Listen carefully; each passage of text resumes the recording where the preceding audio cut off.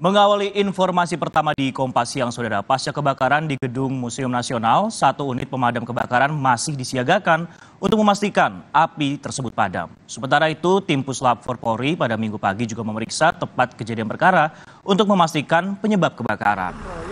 Meski sudah berhasil dipadamkan dan melalui proses pendinginan, Saudara, namun asap putih juga masih terlihat mengepul dari puing sisa kebakaran. 2 unit mobil pemadam kebakaran serta 1 mobil penyuplai air juga masih disiagakan di pintu belakang Museum Nasional. Garis polisi juga dipasang untuk mensterilisasi TKP saat investigasi penyebab kebakaran dilakukan. Tim dari Inavis dan juga Puslap 4 Polri pada Minggu pagi juga datang untuk mengecek lokasi kebakaran tersebut. Pemeriksaan dilakukan di area sisa puing kebakaran yang diduga berasal dari bedeng proyek.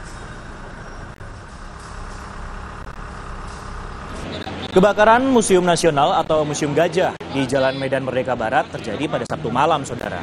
Api membakar gedung A di area belakang museum. Atap serta tembok bagian belakang bangunan juga tampak ambruk. Sementara Mendikbud Nadiem Makarim dan Kapolda Metro Jaya Irjen Karyoto ketika meninjau lokasi kebakaran menyebut saat ini yang jadi prioritas adalah menyelamatkan artefak yang tersisa untuk diinventarisir oleh tim gabungan. Sementara polisi juga masih bekerja memastikan penyebab dari kebakaran. Mungkin pertama prioritas utama kita sekarang adalah sebenarnya menyelamatkan sebanyak mungkin artefak dan benda-benda bersejarah yang ada di dalam ruangan-ruangan yang terdampak oleh kebakaran itu. Itu adalah prioritas utama kami.